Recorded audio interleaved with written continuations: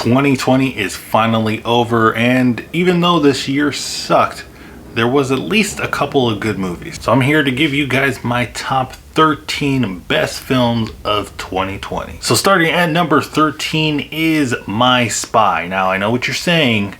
He really put a former wrestler's movie on his top list. I mean, I like this movie, guys. I just think it's a fun family film. We don't really get those anymore. Just like a nice, good old family fun film. I don't know why I'm doing this, but it just felt good at the time. But I like Dave Bautista in this role. It's a funny movie, guys. I can't help if I enjoyed this. It kind of reminds me of like Kindergarten Cop or anything that Arnold Schwarzenegger did when it was involving kids and like comedy and stuff. It just leaves a warm place in my heart. Number 12 is Onward. You know, I think as time goes by and we're on our 50th Pixar film, I think Onward is going to be one of those cult classics. I just think it gets a bad rep. People will say, like, oh, well, Pixar's not that good. It's okay. It's not that good. I'm like, what do you expect? This thing is a good movie. It has everything you want. It has like freaking dragons, magic, a good heartfelt story. I think people's standards of Pixar films are like astronomical, when in reality, when we have a Pixar film that doesn't blow them away, it's actually really, really good. Number 11, Sea Fever.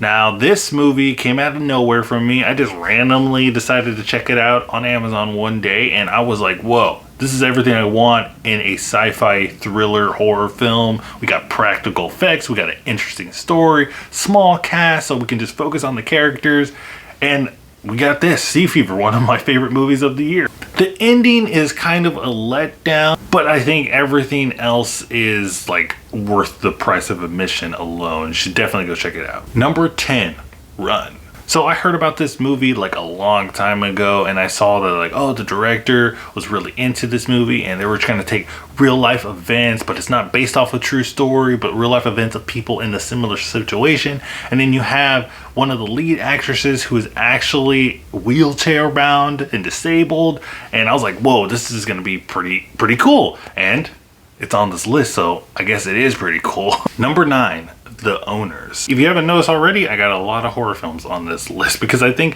2020 horror was pretty amazing, and this one is no exception.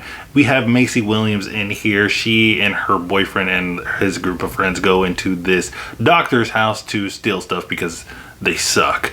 And the doctor and his wife come back and crazy shit happens. So the other movie that Maisie Williams was in this year, New Mutants, that one wasn't really that good. But this one, I think she redeems herself in this one. She puts on a great performance. She does a good job of being scared in old people's house.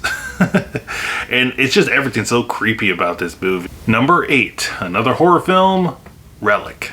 So we have another horror film. This time it's a little smaller budget horror film, but it's still freaking amazing. I think that's what makes horror films better, because we have smaller cast, so you can focus on what goes bump in the night. Just a really amazing female cast here, and we have like 3 generations. We have grandmother, mother, and then the daughter, right? And they all are playing off of each other, and then they're all talking about their perspectives of their lives of being a female in their generation. And then the creepy aspect is thrown in there, and it's the ending sequence of this film is freaking terrifying. Definitely one that I will remember. Number 7, Bill and Ted Face the Music. Now, I didn't get into Bill and Ted films until this year. I watched the first 2 films.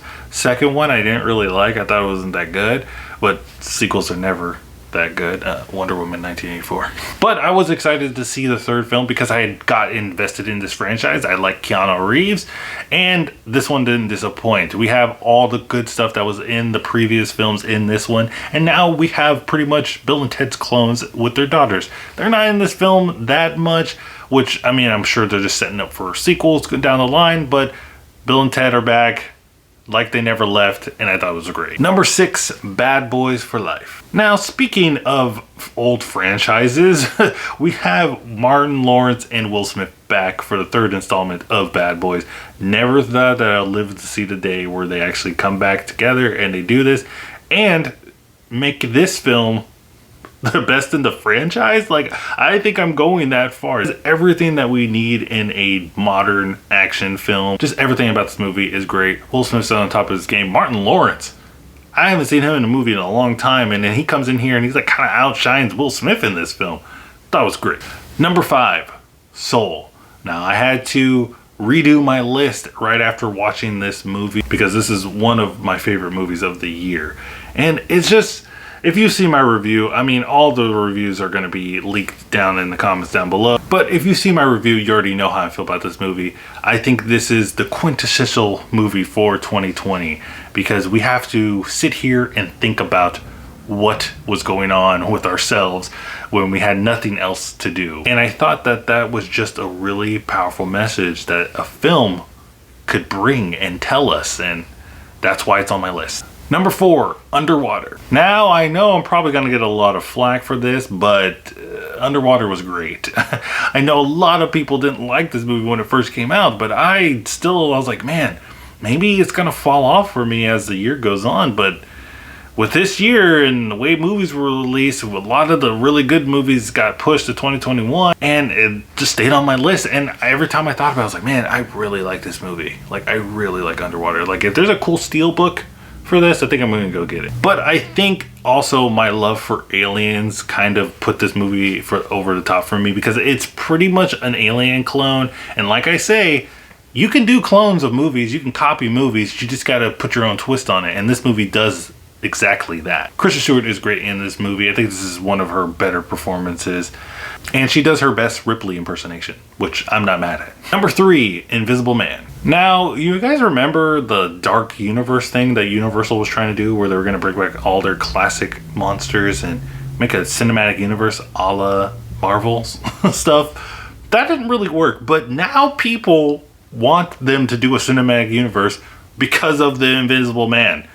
I don't know how that's gonna work. I don't even know if I want that, but hey, if we can get quality movies like this, I'm all for it. I mean, like, just think about it, like Wolfman, the Swamp Thing, like in a style like this, it just gives me goosebumps thinking about it. Now, this is the pick that everybody's gonna get mad at me for, and now the dislikes are gonna go crazy, but number 2 is Birds of Prey, or Fantabulous Life, Emancipation of One Harley Quinn, whatever. But Birds of Prey is my second favorite film of 2020. I love Margot Robbie, guys. I love Suicide Squad, so can you blame me? But I think that this movie is better than Suicide Squad in all rights. The acting's better, the plot's a lot better. Everything about it is better than Suicide Squad. So even though I still like Suicide Squad, I can admit that this one is way better. But I don't know where the hate came for this movie. I think it was just people being mad for no reason because it's a DC movie and it's a Harley Quinn movie and it's a movie full of women. Maybe, I don't freaking know. I just know that I enjoyed this film. I thought it had some of the best score action sequences that I saw all year. Again, Margot Robbie as Harley Quinn. She is Harley Quinn. You know, a lot of people say like she is that person or they are that person. She's Harley Quinn, okay, guys? So before I get to my number 1 film of the year, let's talk about some honorable mention. The Five Bloods. I thought it was really good. One of Spike Lee's best films. Judy and Punch. This is a weird movie. I don't really quite understand what happened, but I like what I saw. Gretel and Hansel. Now, I know a lot of people didn't like this film. They thought it was too artsy. I thought it was just the right a bit of artsy for me. But they did a good job of making the old lady creepy and just everything else creepy. And I thought the 2 characters, Gretel and Hansel, they were good. I just liked it. Sonic the Hedgehog. Wow. I didn't think I'd be sitting here saying that a Sonic the Hedgehog film was good in 2020. Who would have thought? So now, my number 1 movie of 2020 is Love and Monsters. This movie to me is damn near perfect. This movie makes me feel like I'm a child again. Like I'm a kid again. Like I'm a kid loving movies, watching movies. This is the kind of stuff that I grew up on. It's just a really solid adventure movie. And with the title like Love and Monsters, you think like, oh God, it's going to be a sappy love story. There's a sappy love story in here, but they do such a good job of like surrounding the love story with monsters. Like this is the Monster Hunter movie that we really needed. I didn't see the Mila Jovovich one, but I heard that one sucked.